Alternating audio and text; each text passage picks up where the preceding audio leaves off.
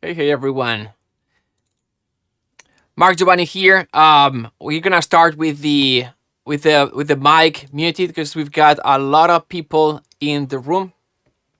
It's we've got 134 people, and and there's more people joining. So I'm gonna do a quick intro. First of all, I wanted to say thanks everyone for being here. We're gonna have a fantastic class with Denis Sanz. Thank you so much, Dennis, for being open to this. It's an honor to have you here. Um, for those who are, most of you who are here, you know who Dennis is, and that's why you're here. But Dennis is a mixing engineer, has worked in many movies. You can count them in the hundreds of movies, most of them big studio system type of movies. From Forrest Gump to Avengers and many more. It is a pleasure and an honor. We are so grateful to have him today. The goal for this class, and as I'm talking, I'm going to be admitting more people, is to see him mix live. I think I personally, when I got started as a composer here in Los Angeles, and right after USC, I had no work. I had nothing to do. Really, I was looking for work, and I one of the things that I did is I asked composers and mixing engineers if I could sit in their studio and help, but just watching them work has been one of the best ways for me to learn. So today we've got an opportunity to globally around the world through Zoom to watch him mix. So I am super excited. Now, Dennis is super busy this particular week. He's working on two projects, and this is relatively it's about 40 tracks or 50 tracks to mix. This would take a while. He's gonna go for like an hour, 90 minutes, something like this. He'll get done as much as possible, and then maybe later on behind the scenes he'll finish the track. We'll meet again in a week or so where he'll show the finished mix, and then maybe we can open for Q&A. So for the interest of time, today in particular, we're not going to open for Q&A. We're gonna see Denis Sanz doing his thing.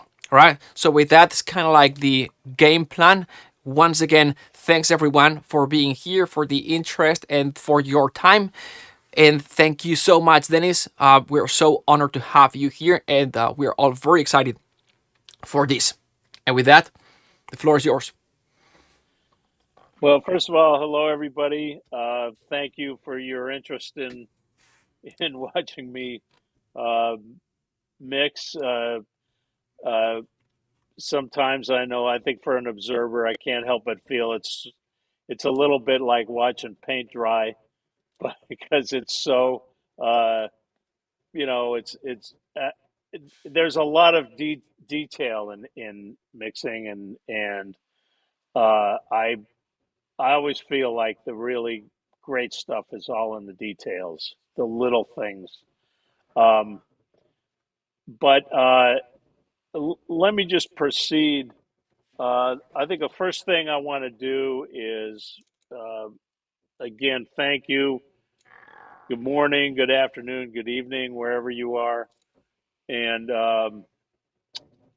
to start out with, uh, if you look at the screen, what you're looking at is my uh, starting template for this particular mix. Um, Again, and let me explain it quickly. Um, if you see, first of all, this section over here, if you look at the cursor, you look at the screen, these are VCAs, VCA masters. These are really meaningful. Um, I basically, it's I should actually back up a little bit and say the first thing I did was I looked at at the track names, and I arranged them by food groups. and then I colored each track. So this first set are the strings, and I colored in this sort of weird brown color. The next is keyboards. In this case, there's one track, which is piano. Then there's brass. Then three levels of percussion: low perk, mid perk, and high perk. And then this boom here. Over here will be this is a folder which contains all of my effects, all of my reverbs, or if I have delays or anything like that, they go here. And then finally, these are all my mix stems, my stereo aux, so that I can add any additional effects that I want to the mix. And then finally, my stereo mix track. Will contain the final mix here. And this is the setup that I use, pretty much across the board, this type of setup for all of my mixes. It's really important to sort of start out in a good place, in a place where you're very comfortable to work. So me as a mixer, this is how I work. It's not the way to work, it's just how I work. And in my mixing courses and in just life in general, I talk about these rituals that I do, and I because it just helps me think of things. Again, there's so much going on in mixing. There's a lot of elements, and it's really easy to screw something up.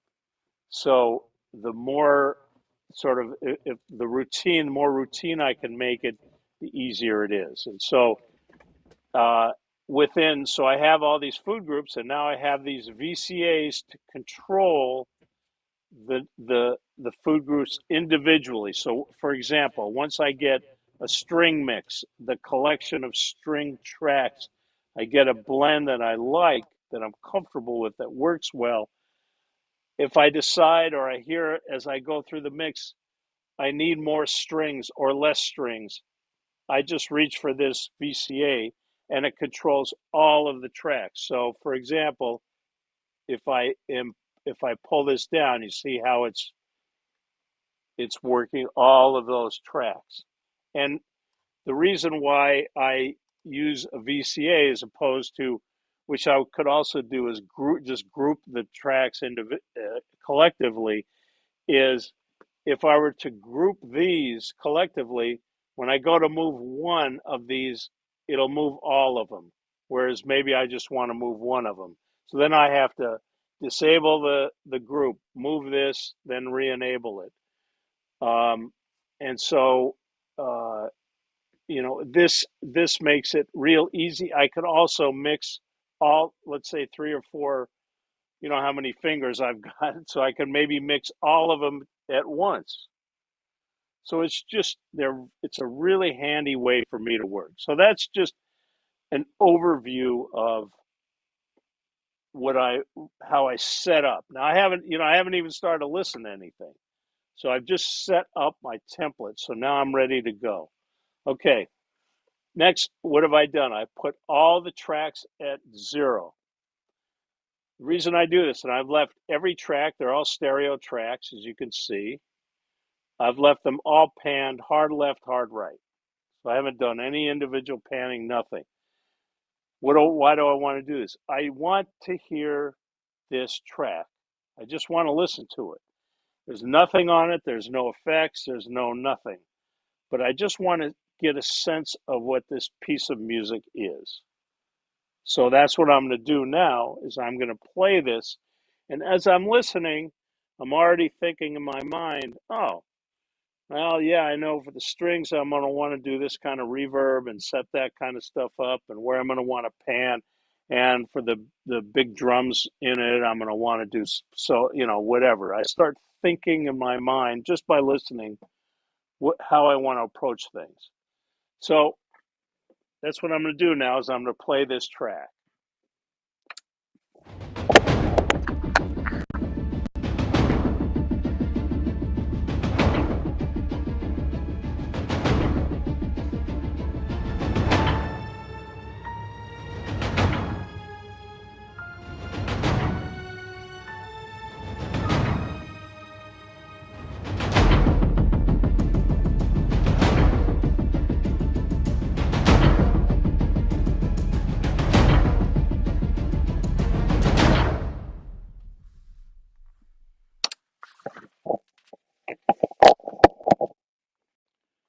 okay, it's a cool track. I like it, but I really feel like it needs a fair amount of help. It doesn't have any depth. It doesn't have. It needs a richness, and it also needs. It really needs panning. It needs positioning for all these elements. Um, and so I'm going to start in. So first thing I always start in with these kinds of pieces of music are the strings. So I'm going to mute everybody because in this world, at this point, with all these MIDI tracks, um, it's one track at a time.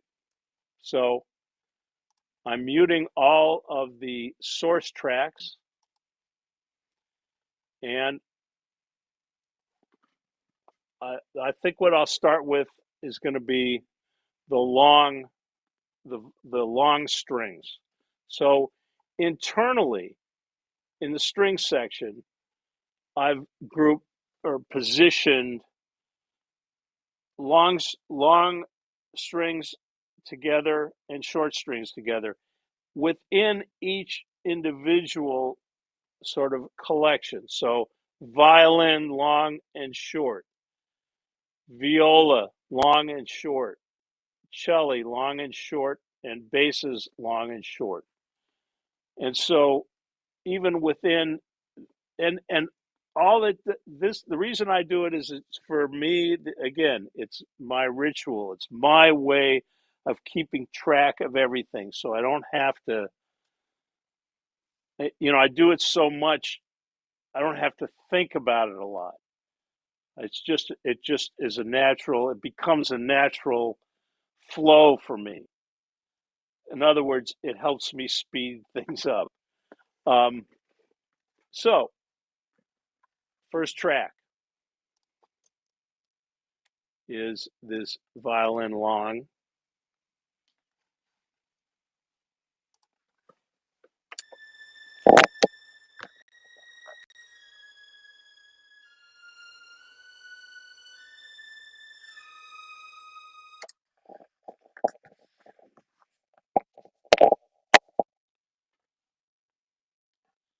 Okay, so something to look at. Here's the track, and if you look at the screen, you'll notice that the left channel is louder than the right channel, as it should be, because violins, if you think about a traditional orchestral setup, an arrangement, positioning, violins are to the far left, first violins are to the far left, second violins next to them, violas more or less center, cello to the right, and basses behind the cello. And that's very, very typical traditional orchestral setup.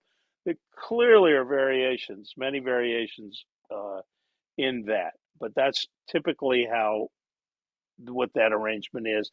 And the samples also, especially modern samples, are recorded that way so that as is this one. So you notice again, the left channel is hotter. So what am I going to do? Left channel, I'm panning hard left. The right channel, I'm going to bring the pan up a little bit into in towards the left. But what I'm not doing is that, because that's very unnatural sounding. In a live scenario, violins may be positioned to the left, but you still hear, if you were just to solo them up or solo a room mic, you'd still hear it on the right side, some of it. So I'll keep that pan somewhere like this. So that track is now. I also know it's pretty quiet, and in relation to the rest of this track, especially the robust drums, etc., I'm going to have to push this because it's a really a lovely sound, but it's going to get completely overwhelmed by these big drums that exist. Now, at this point, okay, I've got the panning.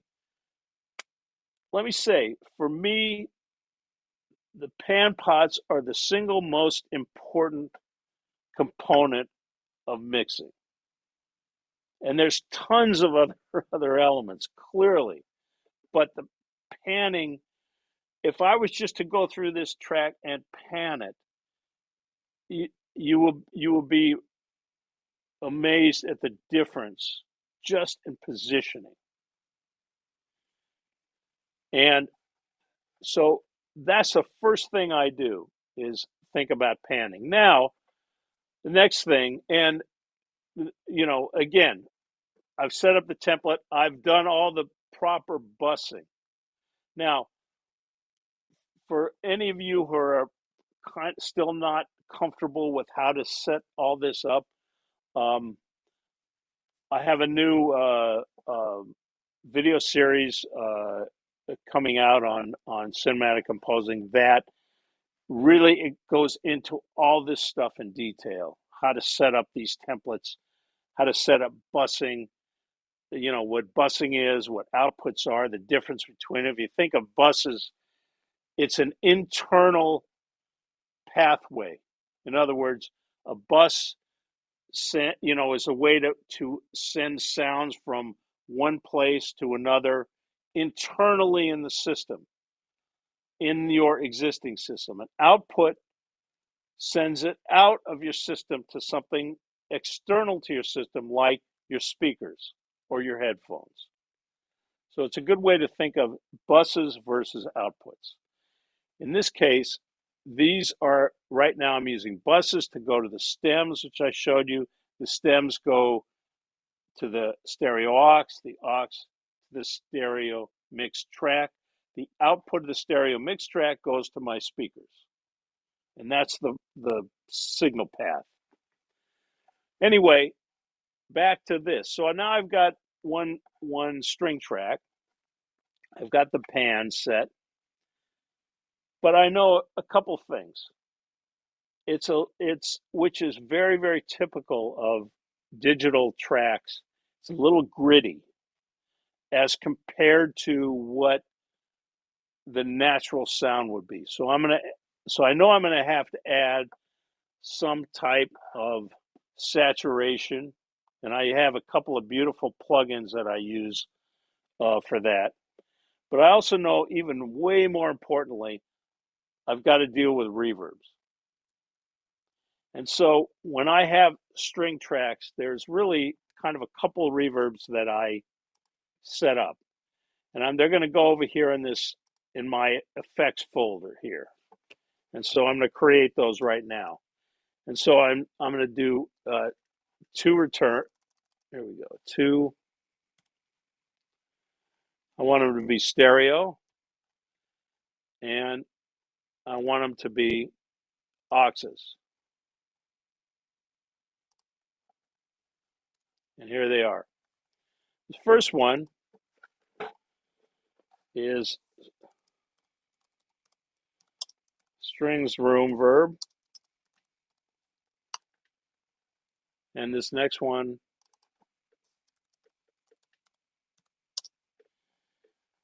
strings hall verb. And this is very typical of how I approach strings. I create a room verb because depending on the depending on the sample track, it may or may not have a room component. And with strings, especially orchestrally, you want to have a sense of both the room and then for strings, typically a hall reverb. So if you were to go listen to a live orchestra and you're sitting in a concert hall, you're actually hearing two components. You're hearing the room itself, and then you're hearing the multiple reflections off of the walls. So that whole combination, that sonic combination, is what we're very accustomed to hearing. But in this context, we have to create that. So first of all, for room,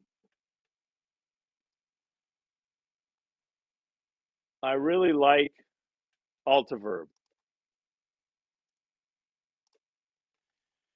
And the cool thing about Altiverb is it's there's a number of uh, these presets, these RARs they call them, that are available if you buy the plugin. They given to you. And the one I like to use, and I use the scoring stage, is,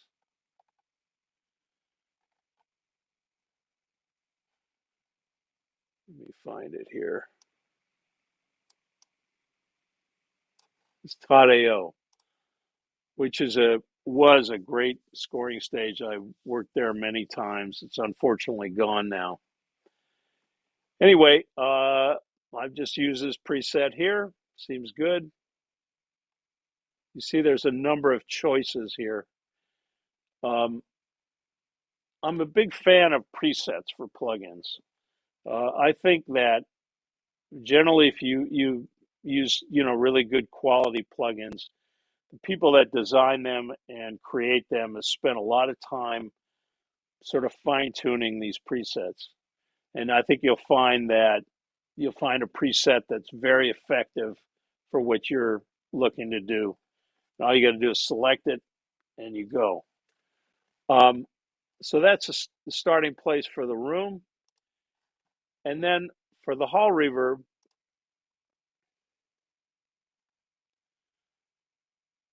I really like this Symphony 3D. It's from Exponential Audio, which is now uh, owned by Isotope. It's a very, very natural sounding, beautiful reverb, especially for orchestral type, halls. And this default is really nice. It's large, it's rich classic hall. Again, now the one adjustment I will make on it is it's about 3.5 seconds of reverb time. It's a little bit long for an active sort of action piece. It would work really, really well for maybe something that's maybe more of a romantic type piece of music. But in this case, it's an action cue.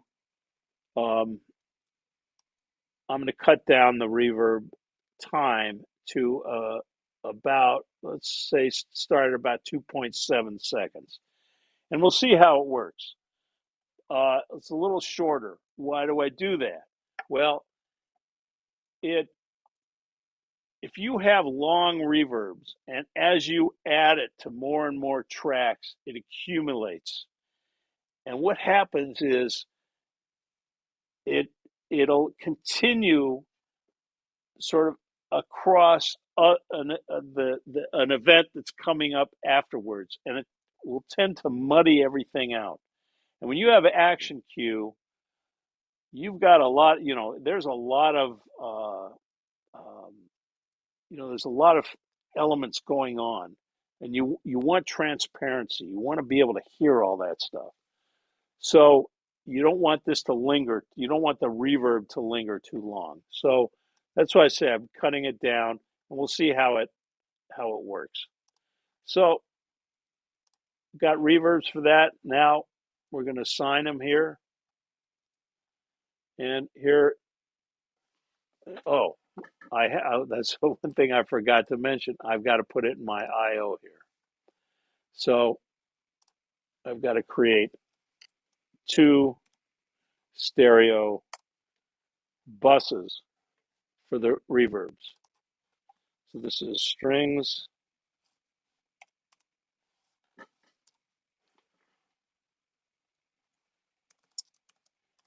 room verb, and strings.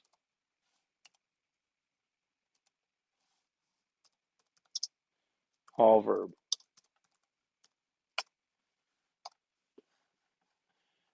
And I have to place them here on the inputs.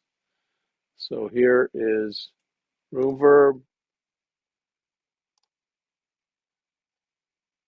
hall verb. Now, when I come over here to the send, room verb, hall verb. Okay, so let's start with a room verb.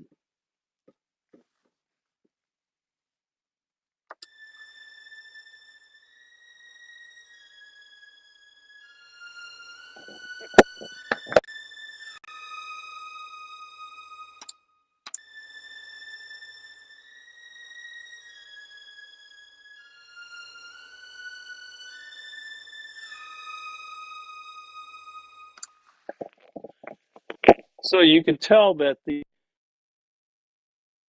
room, it just gives it again as what it's supposed to do. It's giving it that space. So you feel these strings playing in this space. And again, the ultimate idea here is to essentially create a mix that gives the feel that all these elements, that these instruments were all played in the same space together. That's the idea here. We're trying to essentially fool the listener to believe this is a live orchestra playing this music together in a space. And that's the idea here. So I've got the room verb together, and now I add some of the hall in.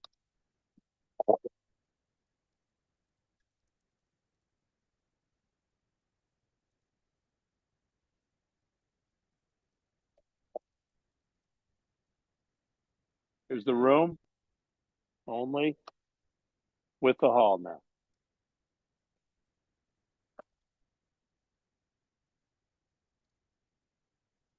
Hey, Dennis.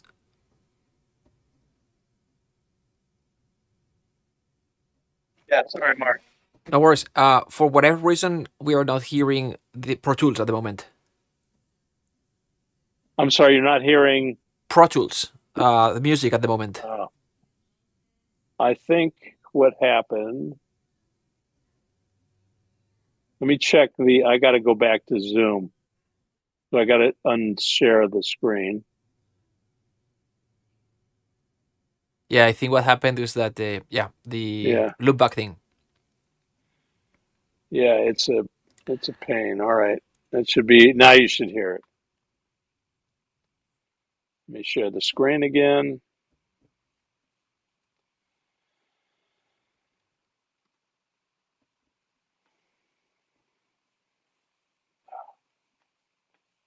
Sorry. Take your time.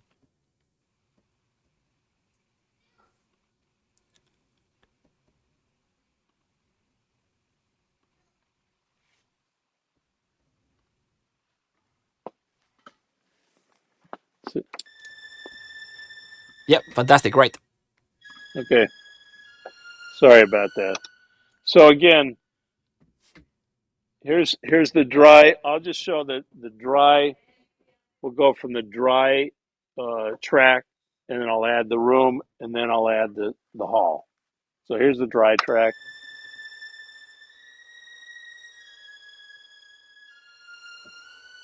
It's with the room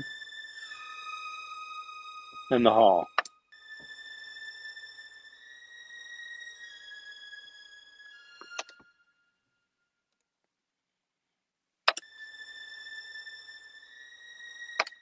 You hear the reverb tail, both of them. So this is pretty nice. So I'm going to push ahead through. You can watch. Oh, one other thing I do want to add to this, and I had mentioned it, is is some saturation. And there's a plugin I really like, and I use it a lot, and it's this guy.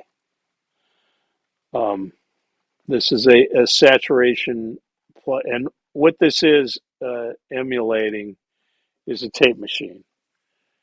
And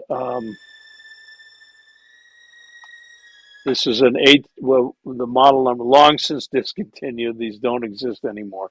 It's an ATR 102. Was made by a company called Ampex. Um, the thing about this is, what are we trying to do? We're trying to give it an analog quality.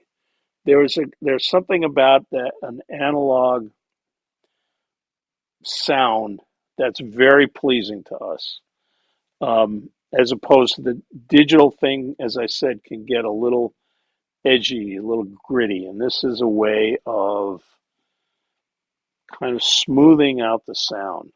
It's very subtle, but imagine we have a lot of tracks, and I use this quite a bit. So it just makes the sound a little, each just a little bit richer sounding and a little less that digital grit. Um, and one other issue with this particular plugin is this thing called noise. One of the things that kind of bothers me about these kinds of plugins, these analog style emulation plugins, and there's quite a few of them. There are also EQs, compressors, and all.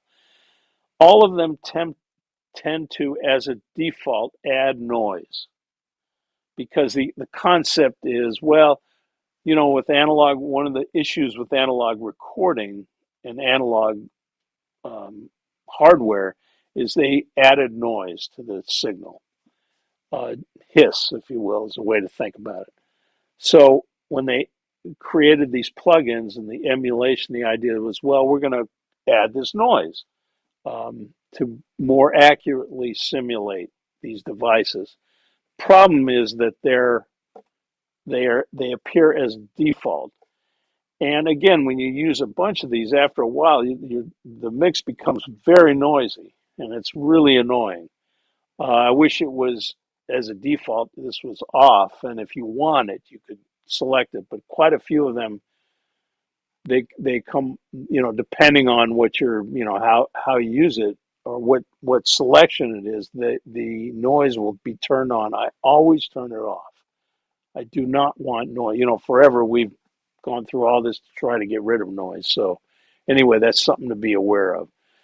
But I've also created my own little kind of uh, preset just to sort of get rid of that. So this is a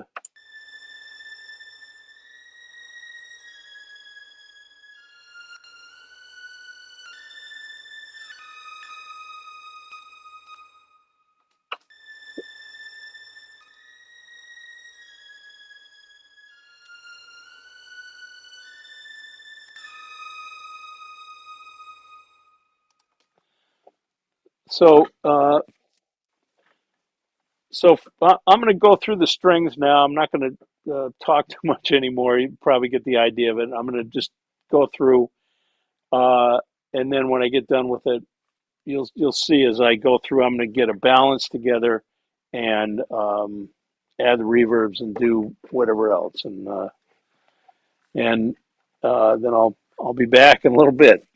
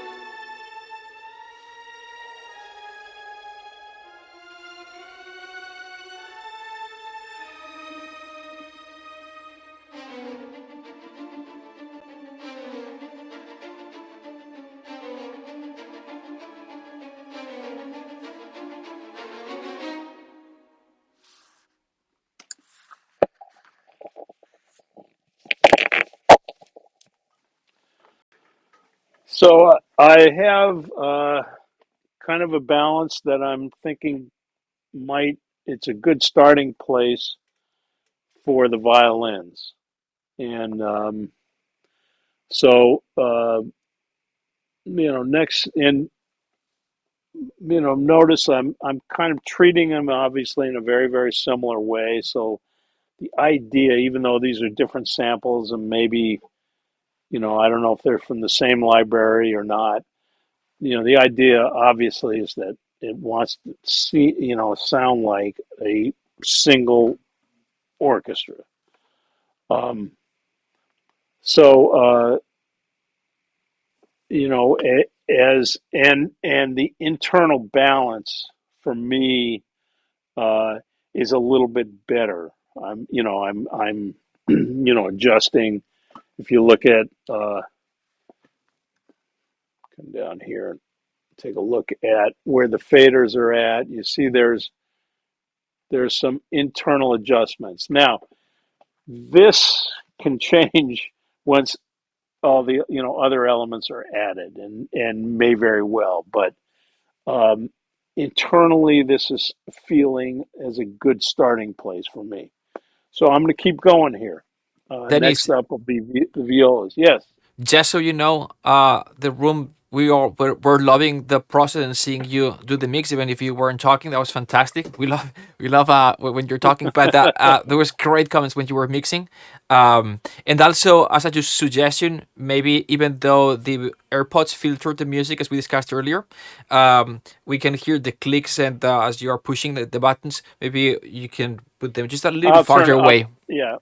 So I'm sorry about that. Uh, I will. Just a You know little bit what? I'll farther. put them over here. Okay, yeah, I'll farther away set will them. do. I'll set them on my table over here. Awesome. So sorry Thank you. about that. I hope it wasn't too distracting. So, No, it was good. um, is there like a question or something that a Most comment that most of the questions, have been already been answered by the group or by myself in the thread. If there's any bigger question that I think that we could spend some more time, I've also put it in a document that we'll be answering on next great time. on the But next time? Okay, perfect. signal path, things like this, but have been answered. Great. Okay. So I will continue, and I apologize again for the clicking. No worries.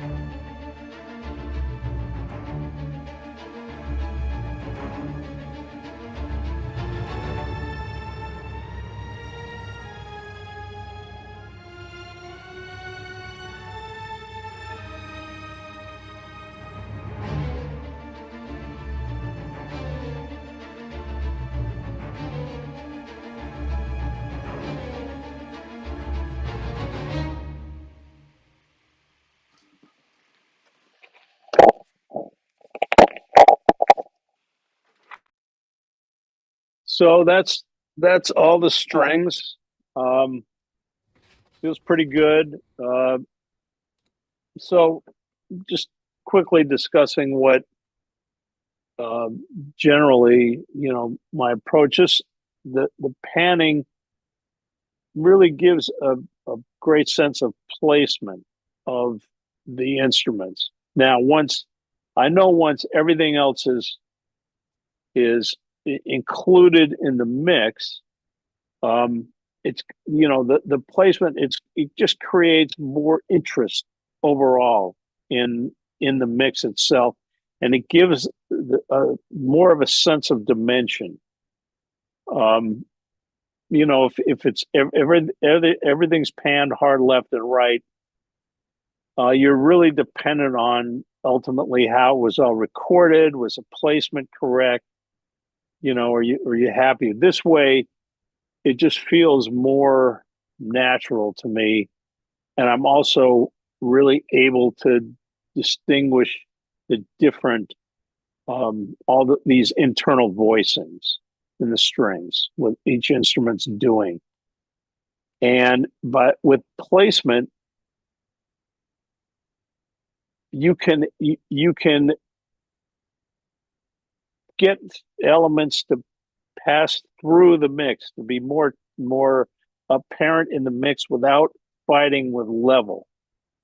Just the panning alone will help just create a richer, wider, more interesting mix. Again, you're not, oh, I got to bring this track up. Oh, well, now I can't hear this other track, so I got to bring that level up, but now it's interfering with this first. So you're fighting, you're ending up fighting level everywhere. But panning alone really helps eliminate that challenge. Um, so I'm okay with where the strings are at. You probably noticed that if you're watching, I decreased the reverb time on the string hall verb even more. I felt it was again still just too long, and I know that, and I'm already thinking, well, okay, I listened to all the elements, and I know we've got some pretty hefty drums coming up, and you know components that are going to take up space and need the space to sound. It's part of the sound and dimension. Um, so I understand if that. I got to be careful with the reverb time. Again, these are the I mentioned how the details are what's so important. That reverb time is really critical. It's the will make a big difference in the overall quality of the mix. In other words, can I hear everything? The stuff lost. I want to hear everything. My feeling is, well, if somebody went to the trouble of writing this stuff and recording it, yeah, I think it's only fair to, expect them to be able to hear it. So, that's the way I look at it. So I feel this is a decent starting place for the strings. Okay. So I'm going to push ahead here. Dennis, Yeah. just wanted to mention couple, three things. First, great comments keep coming up. There's one that says this is like watching Michelangelo sculpt, and I thought it was really funny, and then I loved Wow. it. I wanted to mention it to you. There's one question that there are many questions, but I think there's one that's worth mentioning, especially because I'm curious as well. No, I'm just kidding. But I think it's a good question overall. It says sometimes you're using the ATR 102 and sometimes the A800. So any specific Okay. reason why? Yes. That's actually a great question. By the way, those two saturation, they're saturation plugins, but just for clarity, we'll call them tape emulation plugins. I use those extensively in my mixes, almost without exception. Almost somewhere they appear somewhere. in almost every mix where I'm using some type of MIDI element, some prelay, I call it, some electronic element. Um, they're from UA. UA makes great sounding plugins, amongst the best there are. But there's two downsides to UA. In my system, they require, they're called powered plugins, which means they require a card to sit in the computer to drive them, essentially. And also, they're only stereo, which for you guys is beautiful, perfect. For me, I work in very much in a multi-channel environment, and so it's a little bit of a challenge. So I have to use if I want to use, let's say, one of their plugins. One of their great plugins is the EMT 140 plate reverb, which is a phenomenally great sounding reverb plugin. But it's only stereo. So if I'm in a multi-channel environment and I want to put it on, let's say I want to put it on a choir, and the choir is I have a 5-5-0 mix of a choir. Well, I have to use multiple multiple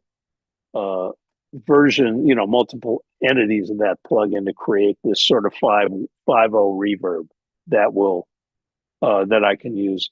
It's not a deal breaker by any means. It's just, again, more time and more effort, and there's more sends involved, etc. So it makes the setup the a little more intricate, a little more complex. But it's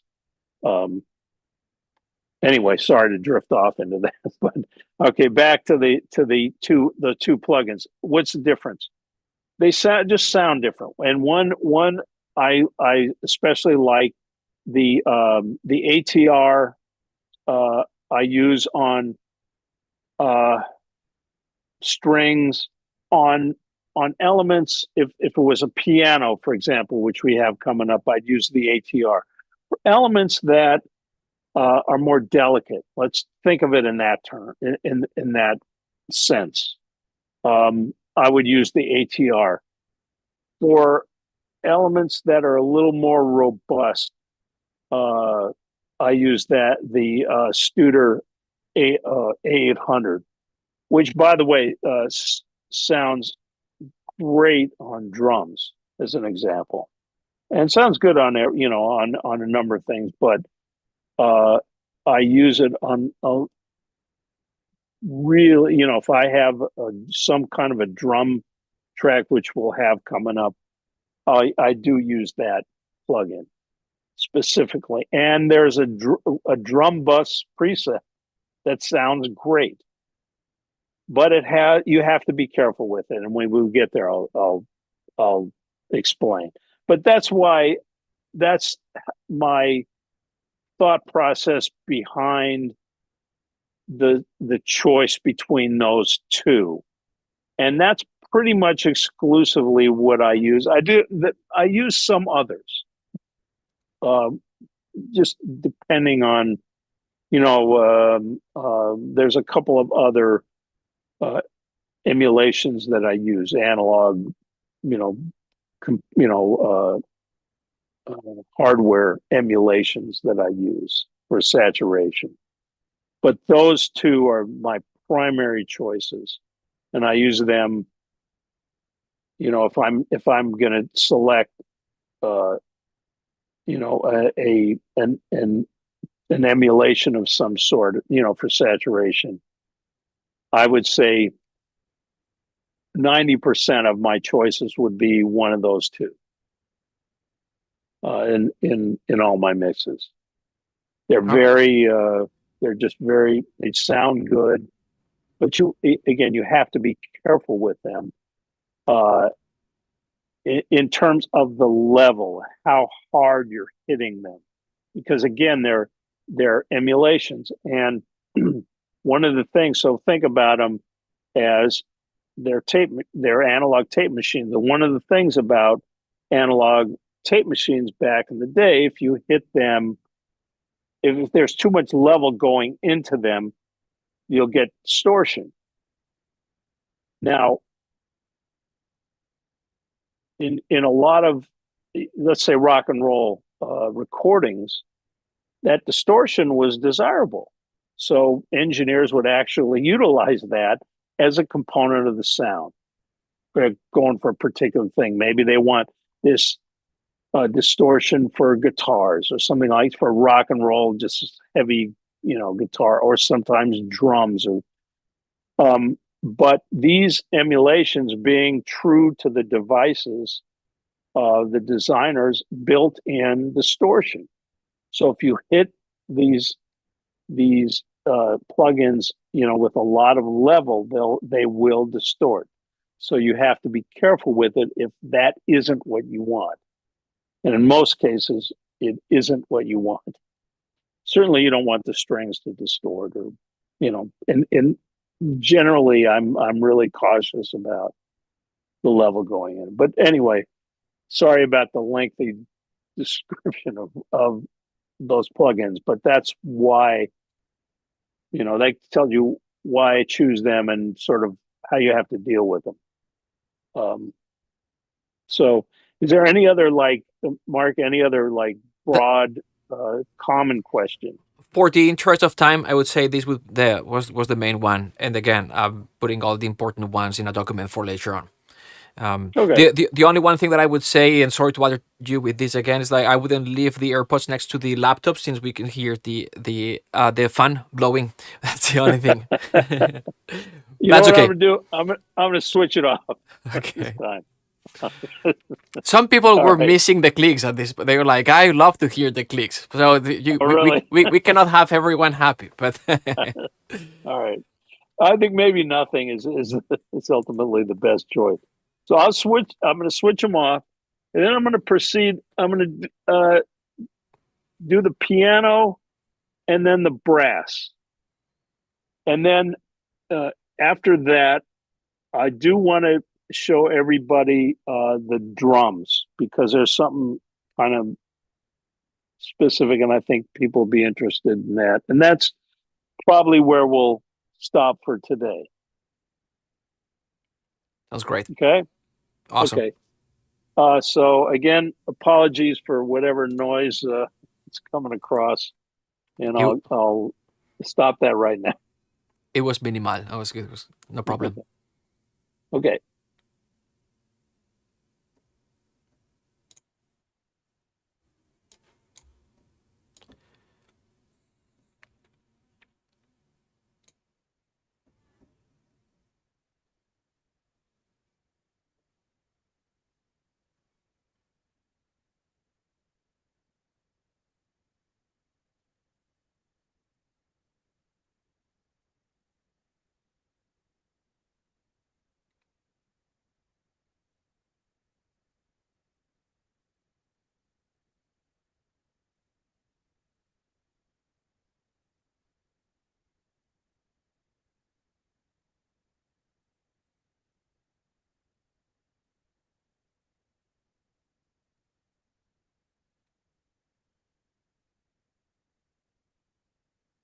Dennis, can you hear me?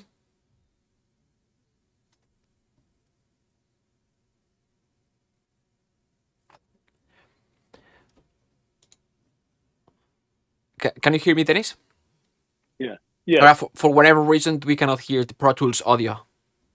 Okay. This is a Zoom issue. But anyway, Oh, I will.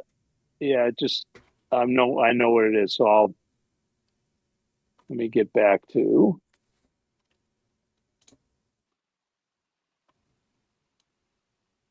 Okay, you should be able to hear it. Let's test it real quick. yep, perfect. Yeah. I don't know why that it switches off for some reason. But anyway, back to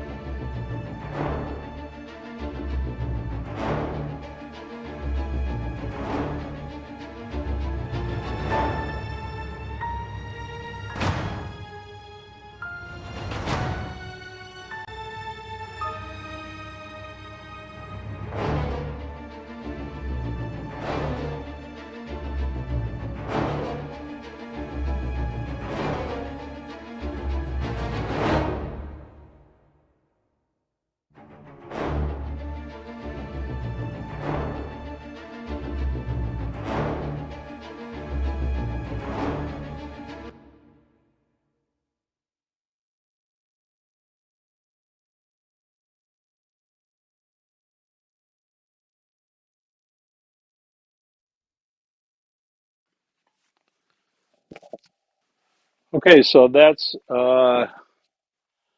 we've got strings and the piano and the brass in. And I'm just going to real quickly just uh, show you the taiko drums, and then that'll take care of today. I on Um, purpose added taiko drums because I know are that you you so, Mark? Are you still hearing the mix is the great. Pro Tools system? Yeah, can you hear me? Okay, great. Okay.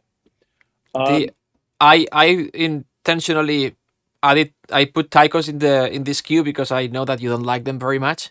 So I'm like, there you go, taikos for you. thank you. Yeah, taikos are not my favorite of the big drum sound, but these actually sound pretty good. So, but most of the time, taikos are kind of dead sounding. They don't have a that resonance that's so cool and a lot of and other big drum um, you know instruments. Um, but let me just play these and uh, it's these this they present a great example of what reverb can do for any sound and why reverb is so significant. So Awesome. anyway, Just let me know when you are done, and I'll close, and we'll continue in the next okay. session. Well, we'll just do these, and then that'll take care of today. So Fantastic. All right. okay.